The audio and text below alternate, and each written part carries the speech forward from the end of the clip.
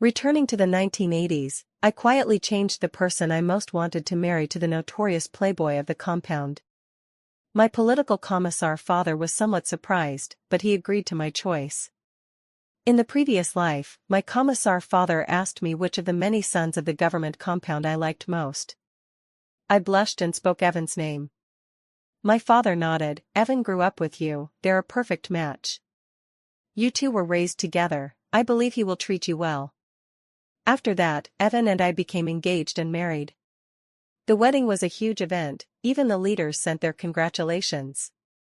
But only half a year into the marriage, Evan submitted a request to assist in Xinjiang, saying he wanted to serve the motherland. He not only left me alone to care for my parents-in-law, he also cut off contact with me when my father was falsely accused of corruption. I had just endured the grief of losing my father, and then I received the dreadful news that he had died in a flash flood. Crushed by the double blow, I hanged myself. Unexpectedly, 40 years after my death, an elderly couple with white hair came to pay their respects at my grave. The Evan who should have been long dead was holding my cousin, standing before my tombstone. Clara, faking your death to deceive you was my fault. Marrying you back then was only because my parents demanded it. The one I truly loved all along was Vivian. It's all my fault. Just please stop clinging to her. Direct all your grievances at me. It turned out they loved each other to that extent. They would abandon their identities, fake their deaths to escape, and still vow to stay together for life. They even superstitiously believed that it was my posthumous resentment that caused my cousin to get cancer. I learned the truth, let go of my attachments, and dissolved into the world. When I opened my eyes again, I was back on the day my father asked me whom I fancied. Clara, among these lads in the courtyard, which one would you most like to marry? Looking at my vigorous father before me, I couldn't help but burst into tears and fling myself into his arms. In my previous life, because my mother-in-law feared my father's corruption case would implicate the Shin family, she locked me at home and didn't let me out until after my father's funeral. It cost me the chance to see him one last time. I had to cling to a memorial photo and cry until I fainted. I quickly raised my hand, wiped the corner of my eye, and said to my father, I want to marry Alex. My father was taken aback. Have you thought this through? Didn't you used to shout when you were little that you'd never marry anyone but Evan? I sobbed uncontrollably, yet kept nodding. My father, not knowing why I was crying like this, could only give in. All right. In a couple of days I'll go ask advisor David what he thinks, okay? Don't cry, daughter. After drying my tears, I had just stepped out of the courtyard when my childhood friend Sophie, looking clearly annoyed, ran over and grabbed me. Today you were the one who organized everyone to paint the wall murals. How come when your cousin says she wants to bury a time capsule, you go along and bury it? She's always trying to one-up you, stealing your spotlight. Can't you see that? Back then Sophie often voiced her displeasure with my cousin Vivian, but I never took it to heart. Now that I think about it carefully, she was right. The summer I was 13, in front of the courtyard kids, she yanked down my bra strap and, looking solicitous, said, Clara, your underwear is already worn out. Ask your mom to take you to buy a new one. She knew full well my mother had been dead for 2 years. At 18, the cadres of the compound and their families were sent to the countryside to do farm labor. On a break, Evan and a group of boys were going to the river to catch fish. I tagged along like an eager puppy, and Vivian came too. I couldn't swim, so I stood motionless on the bank, but someone shoved me from behind. In winter I fell into the icy pool and nearly drowned. Looking back now, it must have been Vivian. This time we were painting a family planning mural on a wall. Halfway through, Vivian suggested we bury a time capsule. Write the name of your beloved inside. If someone's wish came true later, they'd dig it up and everyone would share in the good luck. I thought it was fun and agreed. When I was reborn I had just written Evan's name, hurriedly switched the paper, and wrote Alex's name instead. Sophie was about to say a few more cutting things when Evan walked over. She immediately puckered her face and scampered away. Evan looked at me, his tone unyielding and resolute. Clara, give up the idea of marrying me. I will not marry you. I was taken aback and about to explain. He spoke before I could. The one I've always loved is Vivian. If you can let us be together, out of what we once were as friends, I'll invite you to the wedding. At that, Evan's expression went cold. If you refuse, we need not have any contact in the future. But in my previous life he never said those things. Seeing the complexity in Evan's eyes, a thought popped into my head. Could it be, he was reincarnated too? After Evan finished speaking, he stared at me without a word, his gaze full of warning. Even knowing the truth, that caution still stung. Whether in my last life or this one, when I asked my heart, I knew I had never done anything to betray him, Evan. He insisted on going to assist Xinjiang, so I took care of my parents for him.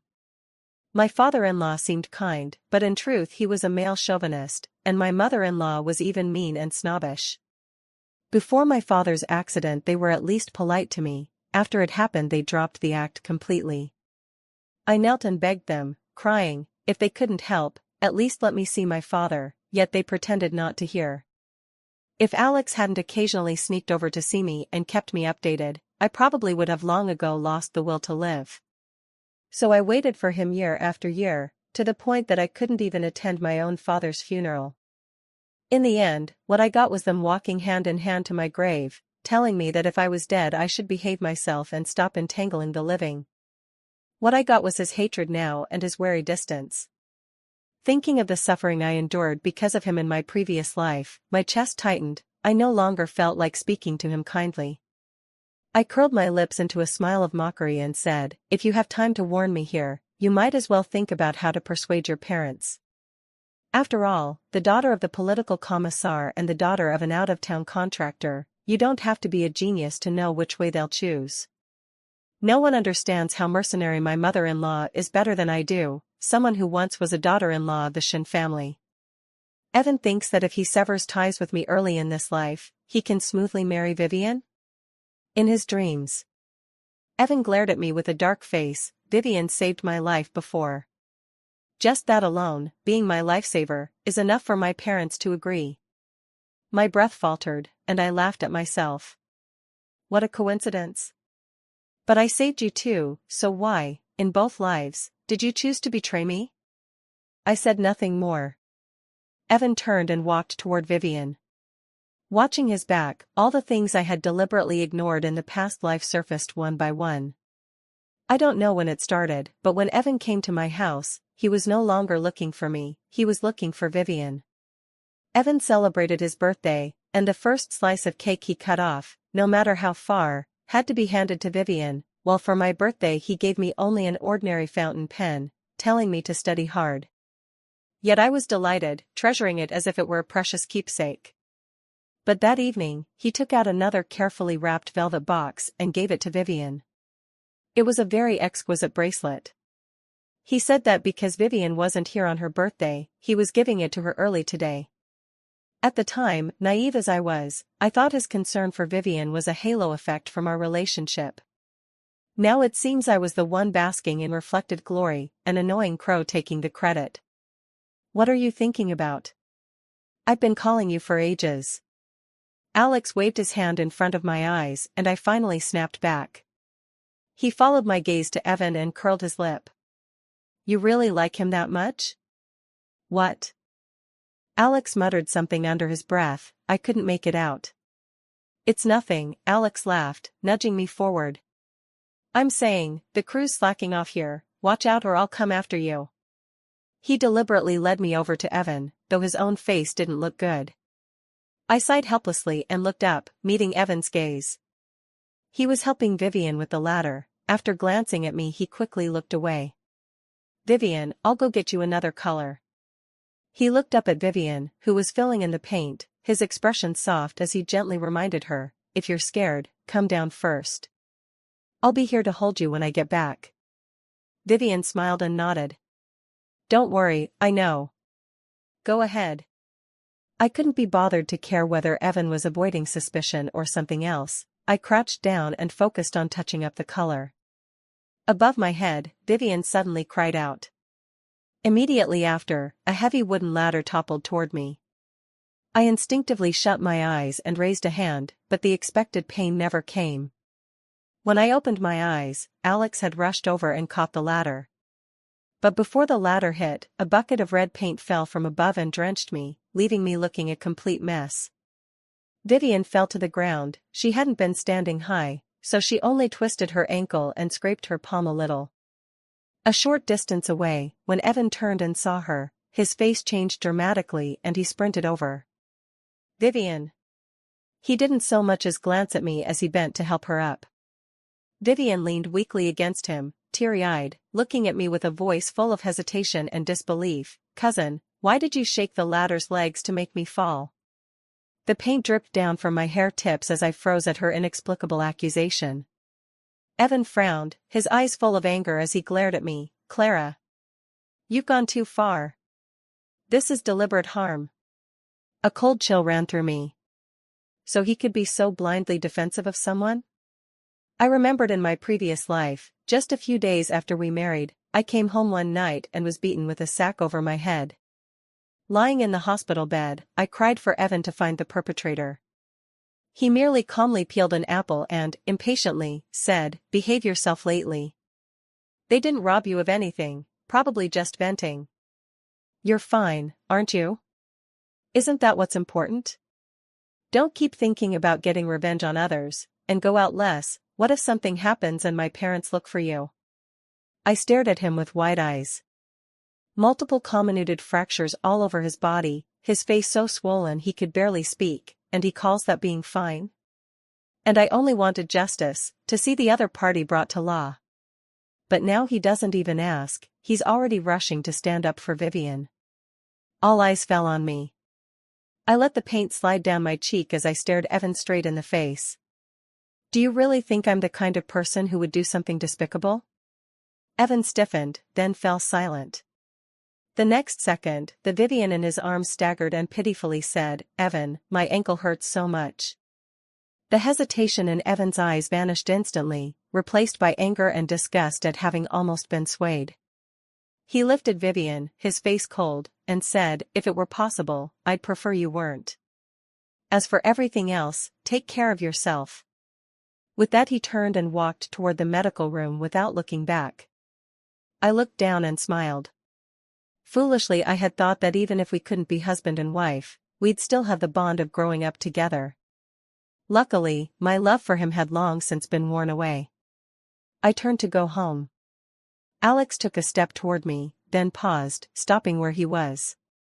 After I got home, I washed my hair several times before the paint came off. Sitting on the bed, I let out a long breath. 2 more days and I would finally cut all ties with the Shin family. But early the next morning, Evan pounded on my door with fury on his face. "Clara. Did you tell your uncle to call Vivian back to get married?" In all my years knowing him, it was the first time I'd seen him so out of control. I didn't. I couldn't be bothered to argue. Just as I was about to shut the door, Vivian barreled in, fell to her knees at my feet and wailed, "Clara. I know you're still angry with me, you can hit me or scold me. I fell on my own yesterday, it had nothing to do with you. Please. I'm begging you. I really don't want to become a replacement wife for a 40-year-old man. Have mercy and let my sister go." She was about to kowtow to the ground. I frowned and stepped aside. "What evidence do you have that I filed the complaint?" I couldn't stand her staged performance and blurted out in defense, but a ringing filled my ears. For a moment the world spun and my left cheek burned with a fierce pain. Evan's slap had been delivered with full force. "Clara. How did I never see how cruel you are before?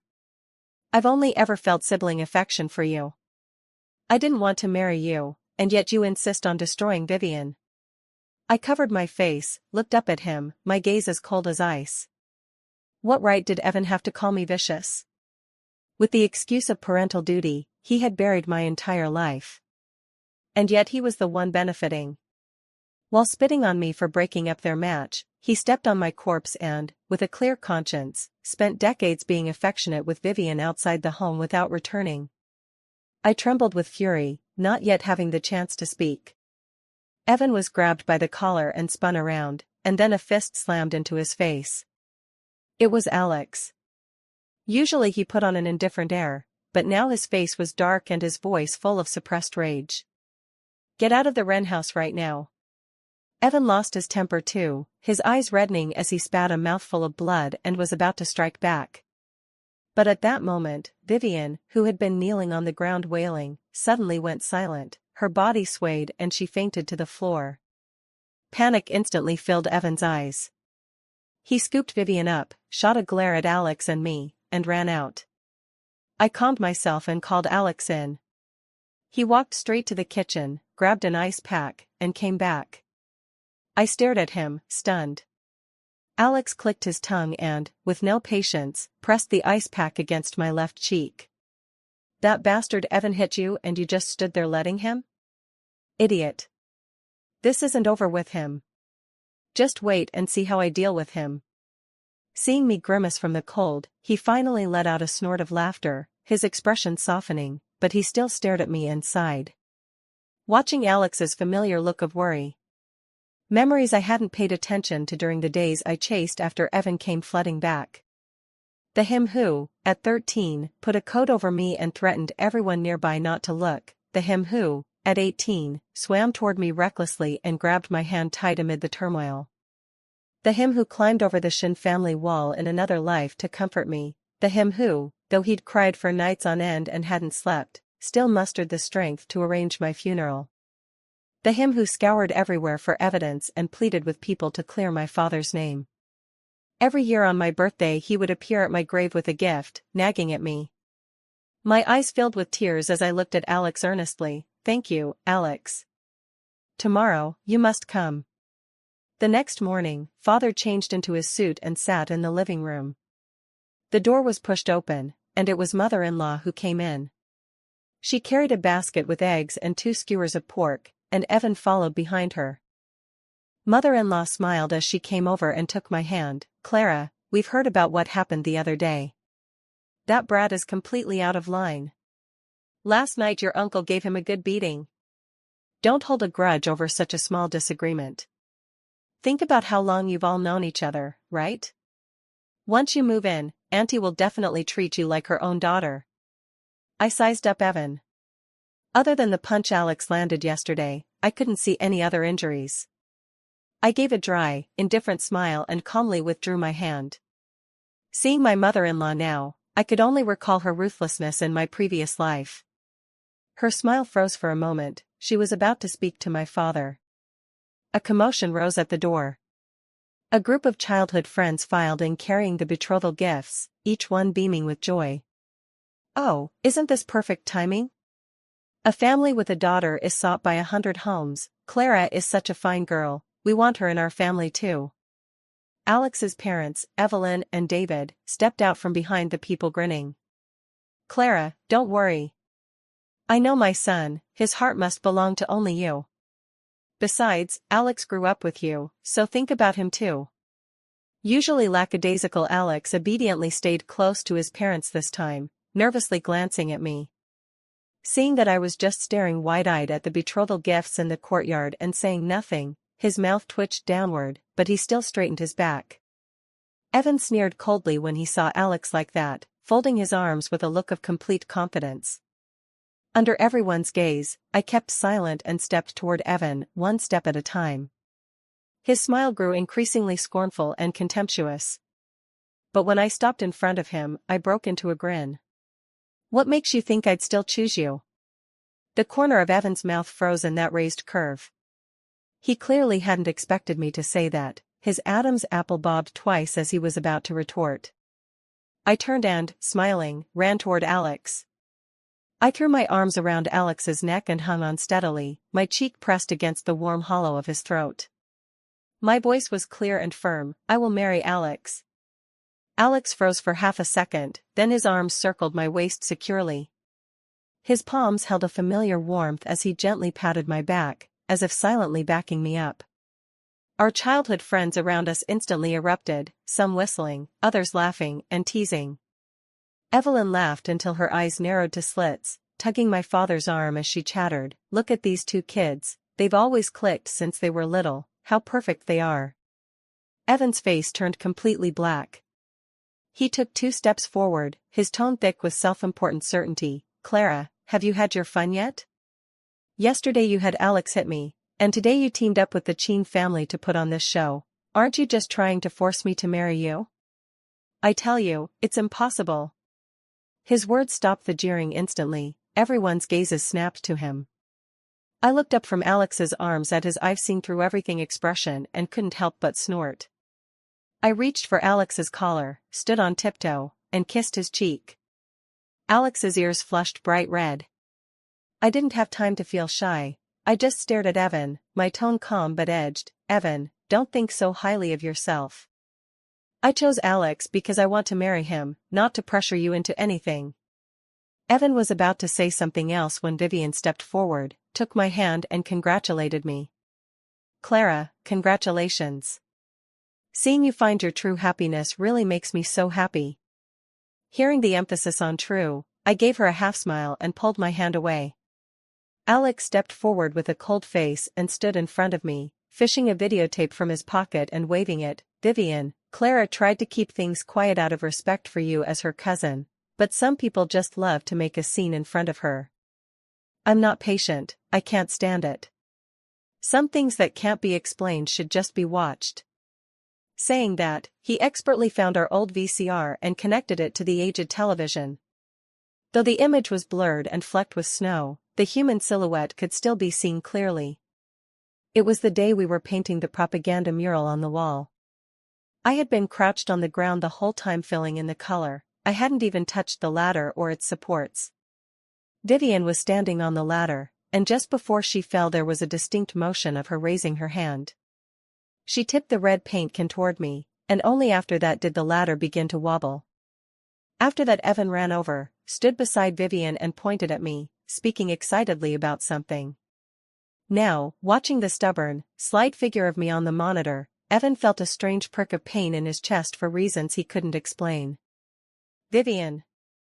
My father's face went cold the moment he looked up. He pointed at my trembling cousin, his voice laced with anger. You've gone too far. I'm sending you back right now, and don't ever come to my house again. Vivian turned deathly pale, hastily clutching Evan's sleeve.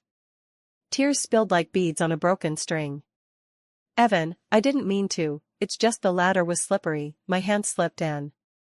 She certainly hadn't expected that the compound surveillance footage could be retrieved over something like this. But Alex was not as irresponsible as he seemed on the surface. He acted like a joker all day, but in truth, no one knew the people in the compound better than he did.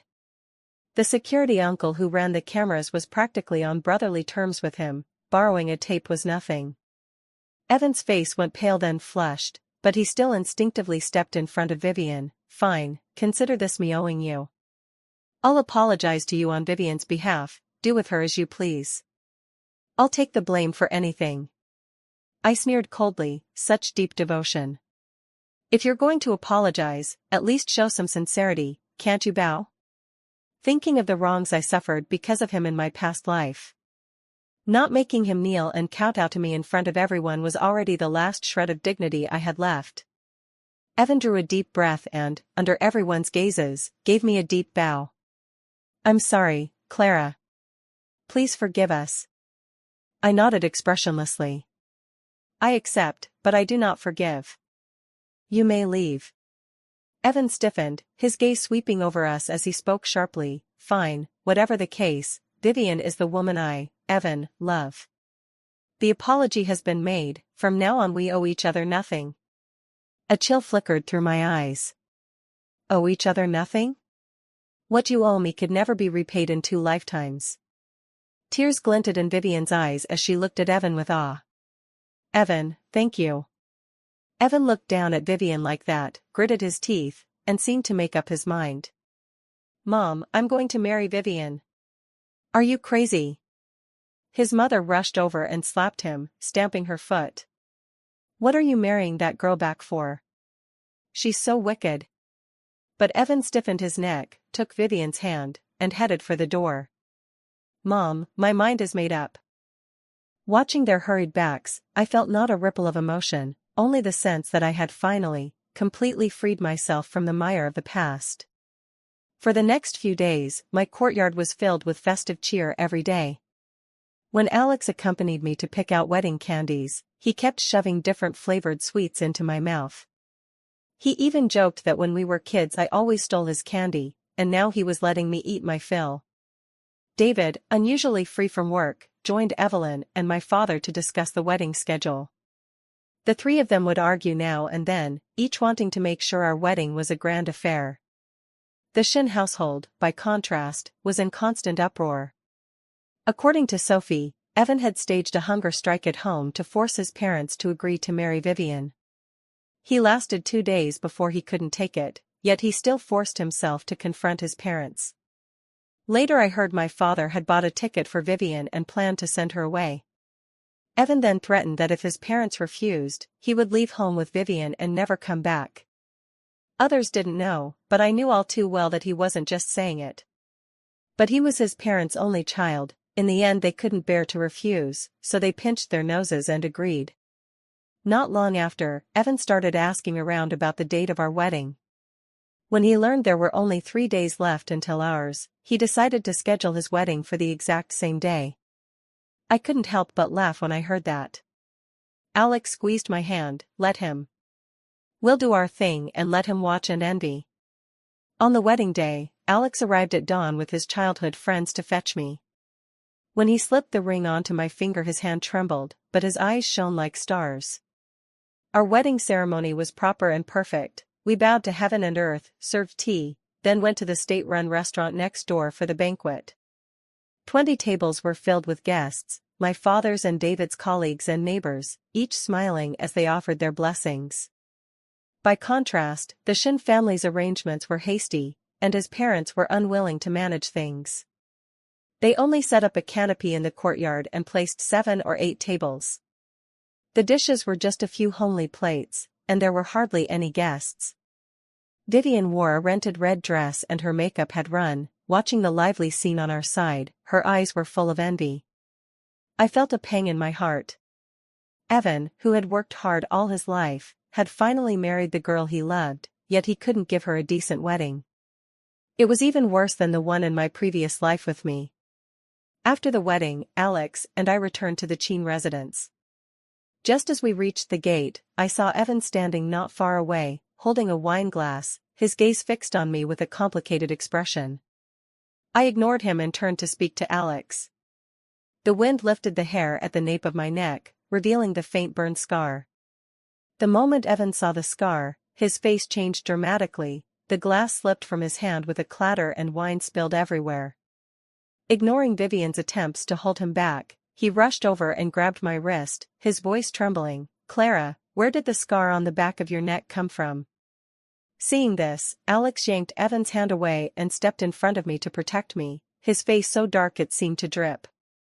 Evan, today is my and Clara's wedding, don't make a scene.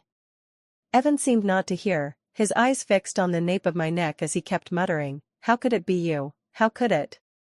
His father hurried over to smooth things over. Evan, you've had too much to drink.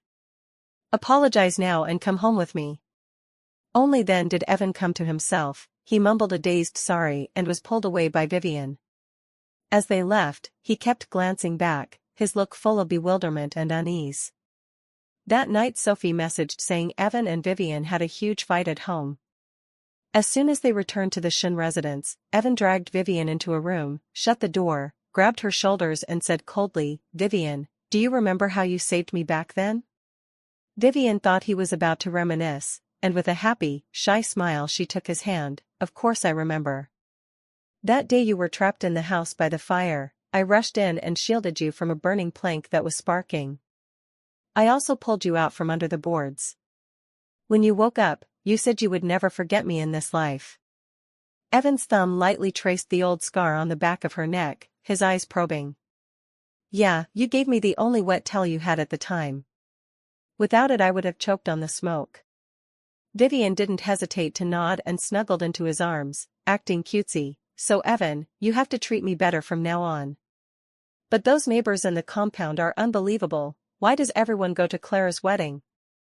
It makes our gift money look paltry compared to hers. Evan, you have to come with me tomorrow to buy a dress. I refused to be outshone by Clara.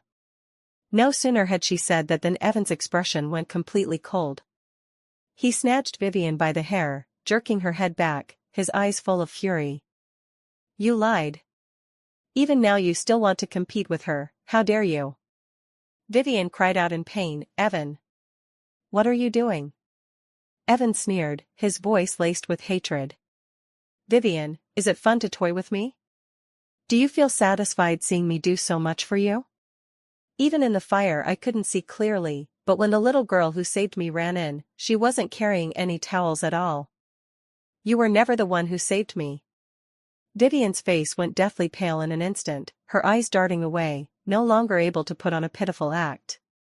But the lie had been exposed. After a moment's thought, she gave up pretending and, throwing caution to the wind, shoved Evan and screamed, so what if that's true? What does it matter if I didn't save you? Didn't you still marry me? We are legally married now. You can't get rid of me for the rest of your life. Evan was provoked into a blind rage by those words and raised his hand to strike Vivian. Vivian wouldn't be outdone, she grabbed a teacup from the table and hurled it.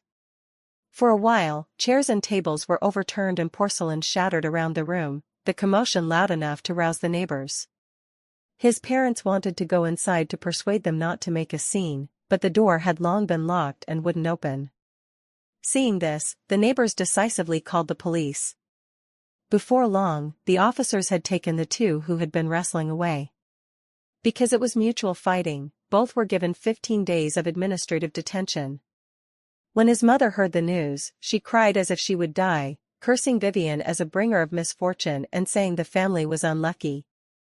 When Alex told me about it, I only nodded lightly. Then I urged him to study.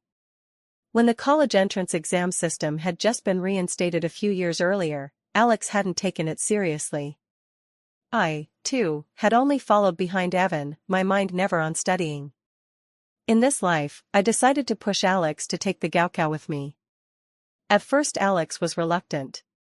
After I gave Evelyn a glance, she slapped Alex's thigh and, half exasperated, half affectionate, said, You brat. If you don't take the college entrance exam, when Clara gets to university and sees a better man, she'll dump you. Let's see what you'll do then. I said I'd treat Clara like my own daughter, and she will always be my daughter. Then you can go cool off wherever you like. Alex sprang up as if he'd made up his mind about something, turned and left. Before long he came back carrying a stack of reference books, and from then on he buried himself in study every day. As for Evan and Vivian, that had long ceased to be my concern. But not 2 days later, the detention officers found me and said Evan was insisting on seeing me, no amount of persuasion would change his mind. I hesitated for a moment, then decided to go.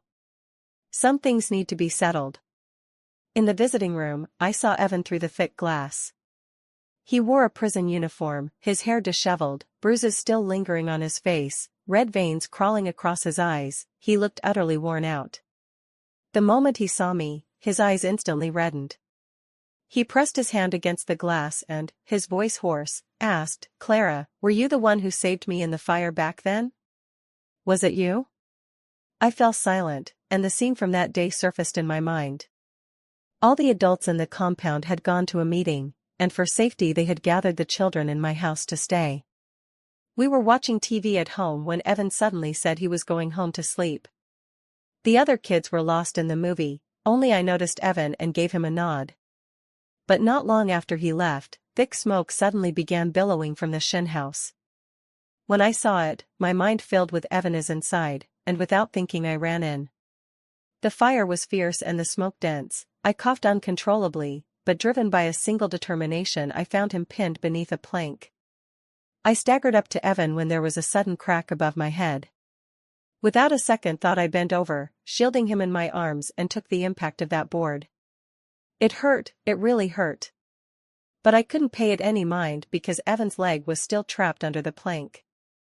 After using every ounce of strength to drag the unconscious him out, I collapsed beside him. When I woke up I was already in the hospital, with a burned scar at the nape of my neck. At the time I still thought, as long as Evan was all right. I never imagined he'd mistake the person who saved him for Vivian, much less that we'd end up where we are today. Evan watched my silence as if he'd gotten his answer. Tears suddenly fell. He covered his face, his shoulders shaking uncontrollably. I'm sorry. I can't believe I never knew. He cried for a while, then suddenly lifted his head, a strange light flashing in his eyes. Clara. Let me make it up to you, come with me. I also know a disaster that will befall your father later. If you come with me, I can help your father avoid it. Seeing him look almost delirious, I snorted. Come with you? Pretend to die again, abandon your wife and parents, and live freely on your own? Evan's smile froze, slowly twisting into terror. You're back too? I found it utterly ridiculous. Evan, even after being reborn, you're still the same, always looking down on everyone. Saying you'll make it up to me, yet using my father's situation to blackmail me. Not that you need to worry. I know more than you do. Back on the day I was reborn, I had, by remembering what Alex had told me at my grave in my past life about how he found the evidence to clear his name, tracked down the people who framed my father. By then the man's plan had already reached its midway point, but my father had him intercepted on the spot with men in tow. The crisis was thus averted. Evan's voice trembled, his shoulders slowly slumped. What else do you know? I smiled. I also know that you took Vivian to my grave to beg me, telling me to stay dead and to stop haunting you. Evan, I'm not that cruel. If you hadn't turned up out of the blue, I might never have realized you faked your death to trick me. I looked at him, filled with regret, and took a deep breath. Evan wasn't remorseful for hurting me in a past life, he was remorseful that the things he had lied about were now known to me, and that he could no longer win my forgiveness. Evan, I have a new life now. I don't intend to have anything more to do with your Shin family. From now on, let's each live our own lives in peace. Having said that, I stood up and turned to leave. Half a month passed, and everyone in the compound was talking. On his wedding day Evan was caught and taken to the detention center. He had just been released when he packed his things and immediately applied to go aid Xinjiang. Vivian was the unfortunate one, already unwelcome by her in-laws, and now her husband had run off. Standing by the window, I watched Vivian live the life I once had. There was no hatred in my heart, no resentment, only a sense of release. Alex barreled into the room, exhilarated, scooped me up and spun me around. Clara. We both got in. Seeing the two bright red acceptance letters in his hands, I hugged him back, equally thrilled. Sunlight streamed through the window, warm on my skin. I knew then that from this moment on, I had truly let go of the past and was ready to embrace a brand new future that belonged to Alex and me.